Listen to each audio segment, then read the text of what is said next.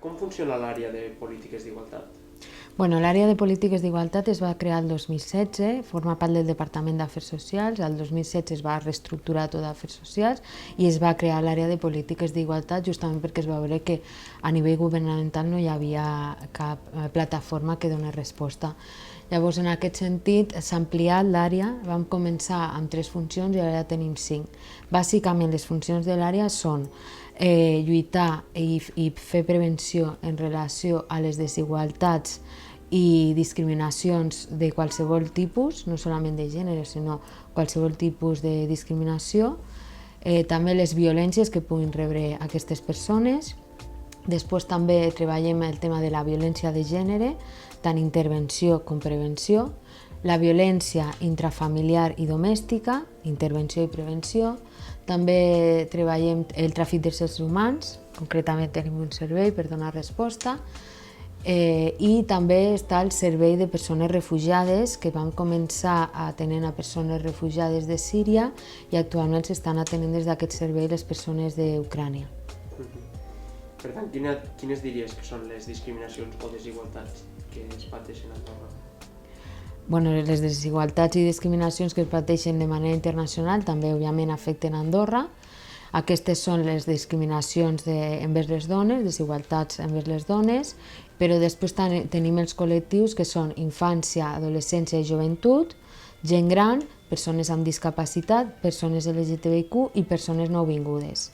Les que més es donen, o potser les que més es detecten, són les de gènere, ja que el gènere és la meitat de la població i afecta a un gran nombre de persones, i també ens trobem molt amb les desigualtats que pateixen les persones LGTBIQ. Com creus que es viuen aquestes discriminacions a Andorra? O si la gent les percebeix o si en són conscients d'aquestes? Jo crec que cada cop la gent es dona més compte d'aquestes, pot identificar millor les desigualtats i discriminacions i també la violència, perquè cada cop és un tema que es parla més. Creus que en els darrers anys han augmentat o han disminuït les discriminacions? No crec que hagin augmentat, però sí que crec que cada cop es detecten més. Quines accions es realitzen des del govern per lluitar contra totes aquestes discriminacions? Important dir que el 2018 es va fer un estudi molt important, que és el Llibre Blanc de la Igualtat, on allí es va recollir una mica quina era la situació en aquell moment de la desigualtat o igualtat a Andorra, i a partir d'aquest llibre blanc es va poder fer la llei d'igualtat del tracte i no discriminació, que és una llei del 2019. Aquesta llei creava diferents programes i serveis que s'han anat generant, i actualment, per exemple, una llei molt important que s'està duent a terme és la llei d'igualtat efectiva entre dones i homes, que actualment està al Consell General. Quins diries que són els objectius a curt i també a llarg termini, tant de l'àrea de polítiques d'igualtat com de govern en referència a les discriminacions a Andorra? La que és més imminent, que jo crec que està a punt d'aprovar-se, és justament la llei aquesta que he comentat. I aquesta llei, clar, el tema de les lleis és que és complicat elaborar lleis i aprovar-les, però és més complicat després implementar-les. I després, en general, les accions que fem sempre, les campanyes que fem de cada any, fem campanyes de violència de gènere, fem campanyes d'igualtat de gènere, fem campanyes per a les persones LGTBIQ, persones refugiades, vull dir, el tema de les campanyes és molt important perquè és prevenció, i una de les accions també molt important que fem i que continuarem impulsant molt és el tema de les formacions als professionals. I pel públic general o per la societat, quines accions creu que podríem prendre per tal de, en tant que societat, reduir aquestes discriminacions? Jo crec que cada petita acció que pugui fer una única persona ja és molt. Amb quina finalitat es crea la vostra organització? La veritat que la FADEA, la Federació Andorrana d'Esports Adaptats, el que fem és promocionar l'esport adaptat. Treballem amb persones que tenen discapacitat física, sensorial i PCs, o més conegut per paràlisi cerebral. La nostra associació es va crear fa 3 anys i va coincidir just amb el que diuen la 5a onada del feminisme, Llavors hi havia moltes dones que veien moltes coses a reivindicar al país. Doncs la nostra associació es crea arrel de que ens vam trobar una sèrie de famílies i de persones amb unes necessitats i vam començar a informar-nos, a veure com podíem resoldre aquestes situacions que ens trobàvem i no trobàvem resposta. Llavors vam mirar a veure si hi havia alguna associació al país.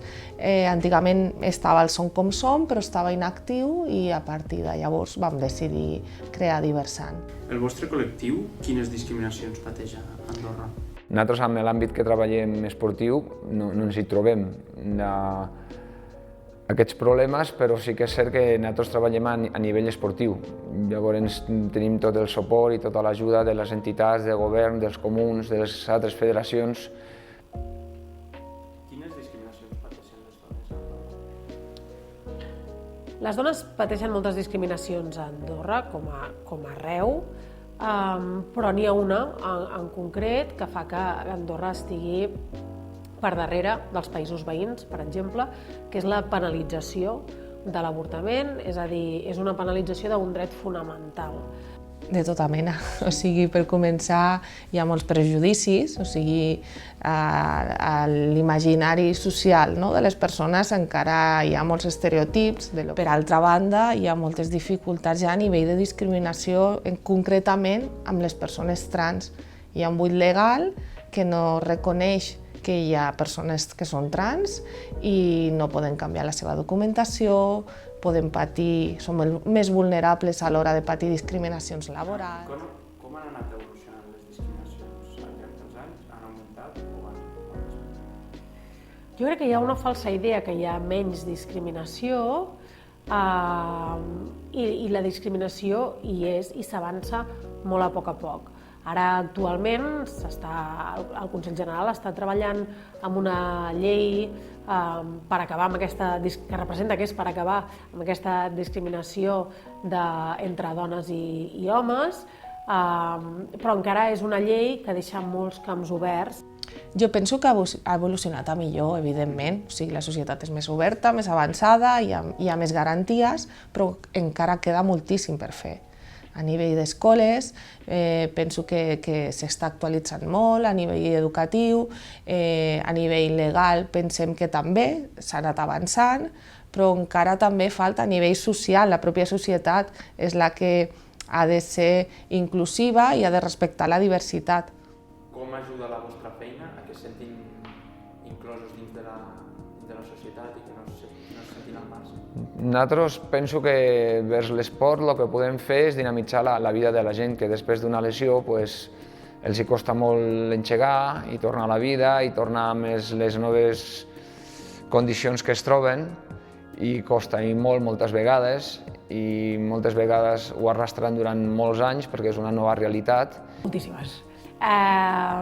Fem moltes activitats, des de l'organització del 8M i les xerrades normalment de conscienciació i pedagògiques que es fan, fins a un cicle de conferències on toquem des de la coeducació, que és una de les coses també que Andorra s'ha de posar les piles, des de la coeducació amb temes legislatius, és a dir, fem molta pedagogia, molta conscienciació i també molta reivindicació. Nosaltres des del primer dia donem molt de valor al tema de la pedagogia i de fet és una de les principals funcions que fa Diversant. I el fer formacions a escoles, a professionals d'atenció directa, el fer campanyes de sensibilització, és una manera de recolzar el col·lectiu i de que al final tothom conegui aquesta realitat i que no sigui algo extraordinari, sinó que sigui una part més de la societat, amb els mateixos drets que tothom.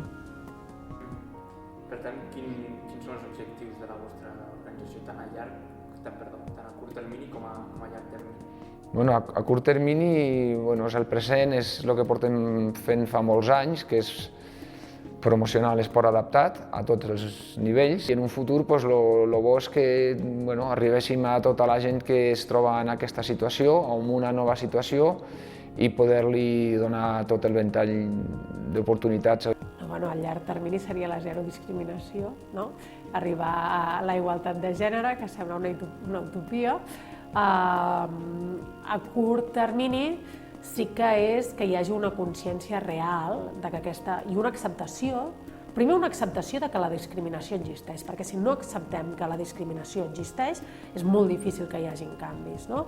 Per tant, primer, molta pedagogia, molta obertura de debat i de reflexió perquè hi hagi una acceptació d'on estan les discriminacions i que existeixen, i després en proposar solucions, ja sigui a través de la legislació, a través de l'educació, a través de la consciència social. Aquest és el plantejament, i que llavors es vagin produint aquests canvis, vagin apareixent aquestes solucions. Sí, a curt termini fer formacions. Nosaltres fem moltes formacions a escoles i a centres educatius, tenim molt bona rebuda dels docents i pensem que és clau la pedagogia com a eina de transformació social i evidentment avançar a nivell legal. Al final el que volem és viure amb normalitat, i amb acceptació, sense discriminacions. Per tant, pel públic així general o la societat en general, quines accions així bàsiques creus que es podrien portar a terme per acabar amb aquesta discriminació o reduir-la? Crec que, a banda d'aquestes activitats que fem d'acceptació i conscienciació, hi ha una part molt reivindicativa, com et dic, hi ha aquests dies que serveixen, com és el 8M o com és el dia de la zero discriminació, que serveixen per posar de manifest totes aquestes discriminacions.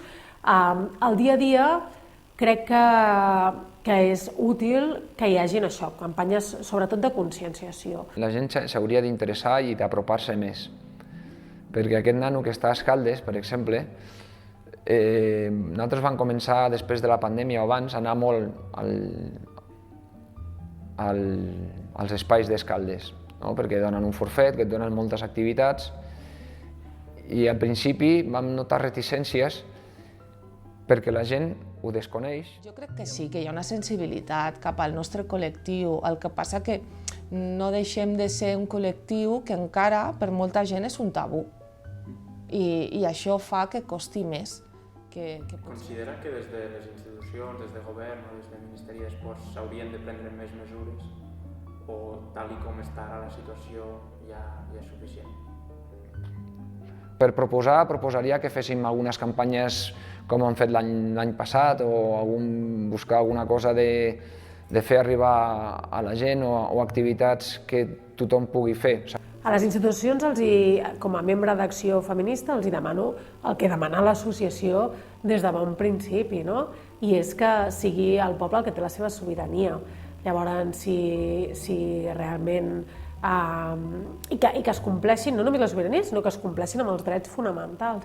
Aquestes institucions són els garants dels drets fonamentals de les persones que vivim a Andorra. Per tant, aquesta garantia se'ls demana a les institucions que actualment no hi és.